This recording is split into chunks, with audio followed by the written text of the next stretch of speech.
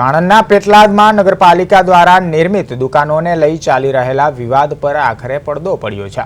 પાલિકા તંત્ર દ્વારા સ્પષ્ટતા કરવામાં આવી છે કે આ તમામ કામગીરી નિયમ અનુસાર અને સરકારી મંજૂરી મેળવીને કરવામાં આવી રહી છે।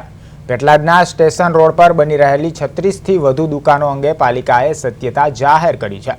ઉલ્લેખનીય છે કે આઝાદી સમયથી અહીં રહેતા નિરાશ્રિતો કાચી દુકાનો દ્વારા રોજગાર મેળવતા હતા। છેલ્લા 15 વર્ષથી તેમની માંગ હતી કે પોલીસ લાઇન પાસે પાકી દુકાનો બનાવવામાં આવે।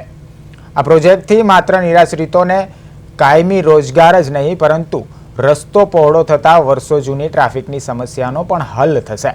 સરકારની વિધિવત મંજૂરી બાદ જ આ બાંધકામ હાથ ધરાયું હોવાથી હવે તમામ અટકળો પર વિરામ લાગી ગયો છે।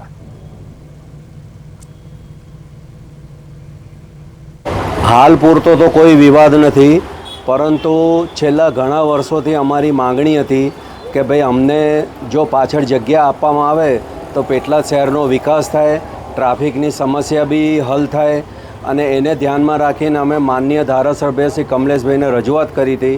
એ રજૂઆતને ધ્યાનમાં રાખીને એમણે સરકારમાં રજૂઆત કરી અને અમારો હાલમાં જે સ્ટેશન રોડ છે પેટલાદનો જે મુખ્ય માર્ગ છે તેની ઉપર આઝાદી પછી જે સિંધી સમાજના અમુક લોકો જે નિરાશ્રિતો બનીને આવ્યા હતા એમના કેબિનો આઝાદીના સમયથી ત્યાં પ્રસ્થાપિત હતા અને ત્યાં જે લોકો એમનું રોજગારીનું કામ કરતા હતા અને એ લોકોની 15-17 વર્ષથી એક અરજી પડતર હતી સરકારમાં કે એ લોકોને પાછળ જગ્યા મળે તો ત્યાં એ લોકો દુકાન શિફ્ટ કરે તો રસ્તો પણ પહોળો થાય ને એમને એક વ્યવસ્થિત રોજગાર રળવાની જગ્યા મળે।